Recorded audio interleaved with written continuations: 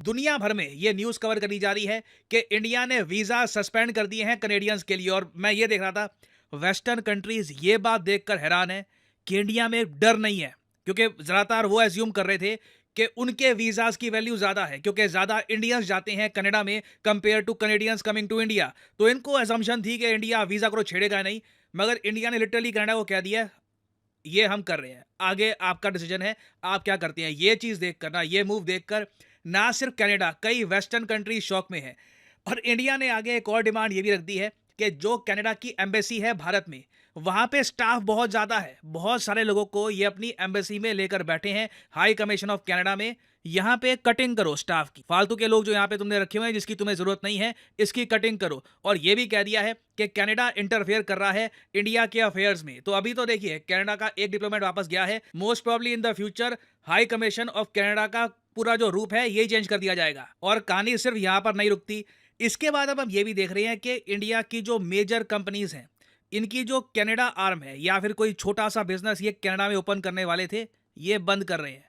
Almost आप कह लीजिए एक बात की एक्सेप्टेंस हो रही है कि इंडिया कनाडा के रिलेशंस में एक लंबी सर्दी आने वाली है। शायद कई सालों तक दोनों कंट्रीज के रिलेशंस खराब रहे। यहाँ पे आप देख पाओगे इस पे आर्टिकल, रिश्तों में तनाव के बीच आनंद महिंद्रा ने दिया कनाडा को झटका, अपनी जो कंपनी है इसके ऑपरेशन बंद करने का किया ऐलान। ना दूसरी तरफ अगर हम बात करें ना, तो इंडिया की जो स्टॉक मार्केट आपने नोटिस किया होगा पिछले 2-3 दिन से गिर रही है। इसके बारे में मैंने आपको थोड़ी एक इंडिकेशन दे दी थी एक पुरानी वीडियो में। इशू ये है कि कनाडा का जो पेंशन फंड है, इन लोगों ने टोटल 21 बिलियन डॉलर्स इंडिया की स्टॉक मार्केट के कई इंपॉर्टेंट शेयर्स में इन्वेस्ट कर रखे हैं, क्योंकि पेंशन फंड है। कल को ये पैसा कनाडा की जो पब्लिक है उनमें बंटना है, तो इस पैसे को इन्हें ग्रो भी करना था। तो उन्होंने कहा कि दुनिया की जो फास्टेस्ट ग्रोइंग इकोनॉमी है इंडिया, वहां पे निवेश करो। तो अभी हो क्या रहा है कि इंडिया कनाडा के रिलेशंस जैसे जैसे खराब हो रहे हैं ना, तो जो 6 बड़े स्टॉक्स हैं जहां पर कनेडियन पेंशन फंड ने बहुत सारे शेयर उठा रखे थे, वहां पे लोग डर के सेलिंग कर रहे हैं, वो शेयर लगातार गिर रहे हैं। यहाँ पे आप देख पाओगे कौन से शेयर हैं, कोटक बैंक, जोमेटो, पेटीएम, कुछ और शेयर्स भी हैं, ये लगातार गिर रहे हैं। उसकी वजह से आपने देखा होगा ओवरऑल इंडिया की जो स्टॉक मार्केट है निफ्टी, ये भी पिछले कुछ दिनों से थोड़ी बहुत गिर रही है। हालांकि मैं ये नहीं कहूंगा कोई भयंकर गिरावट हो गई है, 5 दिन में 2% कोई बहुत बड़ा कुछ एक नंबर नहीं है। काफी बार मार्केट अपने आप ही ऐसी करेक्ट हो भी जाती है। और मुझे लगता नहीं है कि कल को मान लो, चलो हाइपोथेटिकल सिनेरियो में, मुझे अभी भी लगता नहीं है कि कनाडा का जो पेंशन फंड है इंडिया से पैसे बाहर निकालेगा, क्योंकि हमसे पैसे बाहर निकालेंगे कहाँ जाएंगे फिर?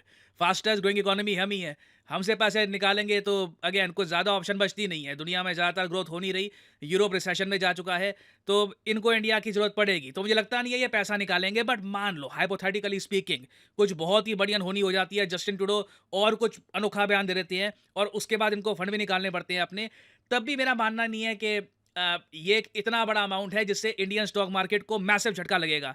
कुछ सेलिंग आ सकती है, बट ओवरऑल इंडिया की स्टॉक मार्केट में इंटरेस्ट इतना ज़्यादा है निवेशकों का, डोमेस्टिक निवेशक बैठे हैं, इंटरनेशनल बैठे हैं, कि मार्केट चलती रहेगी। और इस सब के बीच में ना, अभी रिसेंटली जस्टिन ट्रूडो की एक वीडियो सामने आई है जहां पे एक जर्नलिस्ट ने इनसे एक सवाल पूछ लिया। अभी आपको दिखाऊंगा वीडियो। जर्नलिस्ट सीधा सीधा ये पूछती है जस्टिन ट्रूडो से कि आपको पता है आप क्या कर रहे हो? आप समझते हैं कि इंडिया की जियोपॉलिटिकल इंपॉर्टेंस कितनी ज्यादा है? आप खुद देख रहे हो कि आपके जो मित्र मुल्क देश हैं, जो एंग्लो सैक्सन कंट्री आप कह लीजिए, ये यूके, यूएस, ऑस्ट्रेलिया, न्यूजीलैंड वगैरह, वो चुप बैठे हैं, वो इंडिया के अगेंस्ट कुछ बोल नहीं रहे। वही कह रहे हैं कि इन्वेस्टिगेशन होनी चाहिए, इन्वेस्टिगेशन होनी चाहिए। उसके अलावा आपके सपोर्ट में कोई खास बड़ी स्टेटमेंट वहां से आई नहीं है। तो उसके बारे में आप क्या कहोगे? तो मैं चाहता हूँ ये जो क्वेश्चन है ये आप देखो, फिर ट्रूडो का जो आंसर है वो भी मैं आपको दिखाऊंगा। ऑलराइट, सो अब ये जो क्वेश्चन है ना रिपोर्टर का, पहले ये सुनना। BBC, you'll have no doubt seen commentary that the relations with India amongst the West, its growing importance, plays into the fact that a lot of your allies have been silent on this. I wonder what your reaction to that is, and if you do believe that accountability, if the evidence is credible, borne out by your investigation, if that will take a back seat to the harsh realities of geopolitics. सीधा सीधा question ये पूछा गया है। पहली बात तो तुम्हें अभी सबूत प्रेजेंट करने हैं, तुम्हारी इन्वेस्टिगेशन चल रही है, तुम्हारे एलाइज तुम्हारा साथ नहीं दे रहे। तुमको लगता है कि जो जियो पॉलिटिक्स की रियलिटी है, कि जो इंडिया की इंपॉर्टेंस है इंडो पैसिफिक में, उसको देखते हुए तुम्हारा कुछ हो पाएगा? ये जो कहानी तुम चला रहे हो ये कुछ अंजाम तक पहुंच पाएगी? अब उसके रिस्पॉन्स में ट्रूडो ने यह आंसर दिया। आंसर में पहली बात तो एक्सेप्ट की कि हाँ, मानता हूं कि इंडिया की जियो पॉलिटिकल इंपॉर्टेंस बहुत ज्यादा है, मगर फिर आगे ये कुछ कहते हैं, सुनिए जरा इनका answer. There is no question that India is a country of growing importance and a country that we need to continue to work with, not just in the region but around the world. And we're not looking to provoke or cause problems, but we are unequivocal around the importance of the rule of law and unequivocal about the importance of protecting Canadians and standing up for our values. That's why we call upon the government of India to work with us to establish processes to discover and to uncover the truth of the matter and to allow justice and accountability to be served.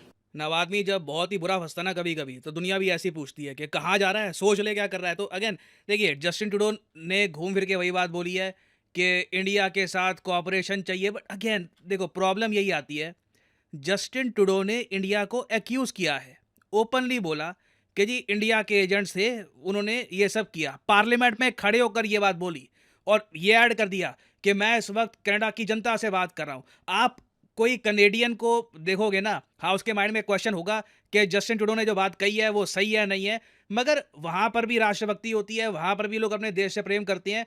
तो जब prime minister आपको initially ये कह दे कि हमारे citizen को मारा गया उस कंट्री की सरकार द्वारा, तो वहाँ पर भी लोग पेट्रियोटिक फील करते हैं। तो जस्टिन ट्रूडो ने ना लिटरली अपने देश के नागरिकों, काफ़ी सारे नागरिकों के मन में एक आग लगा दी थी कि देखो हमारे साथ गलत हो रहा है, उठो वगैरह।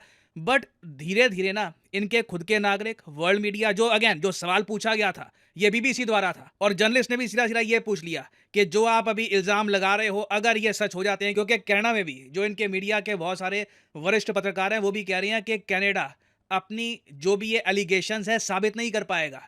It will be very difficult to prove कि जो भी ये कह रहे हैं यहाँ पर। इंडिया ने सीधा सीधा ये कह दिया है, अगर आपके पास कोई सबूत है निज्जर से रिलेटेड तो आप वो शेयर करो, आप एक्यूजेशन शेयर मत करो ना, पहले आप एविडेंस दिखाओ। इंडिया ने सीधा सीधा बोला है, अभी तक जस्टिन ट्रूडो की सरकार ने कुछ भी हमारे साथ एविडेंस शेयर नहीं किया। और सेम जवाब आता है ऑस्ट्रेलिया, यूके, यूएसए, वो शर्मा के कह देते हैं कि ये इंटेलिजेंस की बात है, ये तो अभी मतलब, जबकि रियलिटी यही है कि कुछ खास एविडेंस, कंक्रीट एविडेंस सामने आया नहीं है। अगर कुछ होता जेन्युइन एविडेंस, अब तक कनाडा की सरकार चुपचाप मीडिया में खुद ही लीक कर चुकी होती, या तो खुद दिखा देते ये या फिर मीडिया से लीक करवा देते।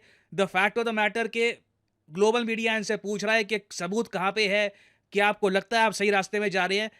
इट शोज के जस्टिन ट्रूडो बहुत ही बुरा फंस चुके हैं। मगर मैं यहाँ पर एक और बात फिर से ऐड कर दूं कि इस सब को देखकर यह अज्यूम मत कर लेना कि पूरा कनाडा इंडिया के अगेंस्ट है। आप बहुत ही जल्द देखोगे कि इंडिया में ना एक Indo Pacific army chief conference होने वाली है। देखिए, इस सब के बीच में ना अर्जुन की खासियत क्या थी, वो मछली की आंख से नजर नहीं हटाता था। कनाडा एक बहुत ज़्यादा अनइम्पॉर्टेंट कंट्री है, ना मिलिट्री पावर, ना कुछ खास इन्फ्लुएंस, कम आबादी, कुछ यूनिवर्सिटीज़ हैं यहाँ पर। वहाँ पर भी इंडिया के स्टूडेंट्स जिनके पास खर्चने का पैसा है 2-3 करोड़ रुपए, वो चले जाते हैं वहाँ पे। तो अगेन कुछ ज़्यादा एक इम्पॉर्टेंट कंट्री नहीं है। तो इस सब के बीच में ना कनाडा का जो भी एपिसोड है, इस सब के बीच में जो मेन इशू है, इंडो पैसिफिक में रूल ऑफ लॉ पर खतरा, ताइवान का इशू, चाइना का ग्रोइंग इन्फ्लुएंस, उसे हम इग्नोर नहीं कर सकते। तो यूएस और इंडिया मिलकर एक Indo Pacific army chief conference करेंगे। 22 कंट्रीज इंडो पैसिफिक के यहाँ पर आएंगे। उसमें से कनाडा के जो मिलिट्री चीफ है, या तो अपने चीफ को भेजेंगे ये, या फिर एक हाई रैंकिंग मिलिट्री ऑफिशियल को ये भेज देंगे। बट इधर वे कनाडा को यहाँ पर पार्टिसिपेट करना होगा, ठीक है। क्योंकि मैं आपको ये बता दूं, कनाडा अगर यहाँ पर नहीं आता ना, तब यूएस इनको अच्छे से सुनाएगा कि मेन बात तो ये है ना, अभी तुम्हारा जो भी एक इशू है वो आपस में सुलझाओ, मगर जो मेन ग्लोबल इशू है उसको क्यों खराब कर रहे हो। तो मोस्ट प्रॉब्ली कनाडा की पार्टिसिपेशन होगी। कनाडा की जो मिलिट्री है ये इंडिया के इवेंट को अटेंड करने के लिए दिल्ली में आएगी। और इंटरेस्टिंग होगा कि जब इनके मिलिट्री के लोग इंडिया में आएंगे तो इंडियन मीडिया इनसे क्या सवाल पूछता है। That will be very interesting to see. तो अभी जो ये कनक्लेव है आर्मी चीफ का, ये 26 से लेकर 27 सितंबर में होगा। वेरी इंटरेस्टिंग डेट्स मेरे हिसाब से। सारे मीडिया की नज़र होगी कनेडियन आर्मी के चीफ पर के, या जो भी इनके आर्मी ऑफिसर आते हैं कि वो क्या कहते हैं इंडिया में आकर। उसके अलावा देखते हैं कि अभी बीच में और क्या डेवलपमेंट्स होती हैं। कुछ भी खास अगर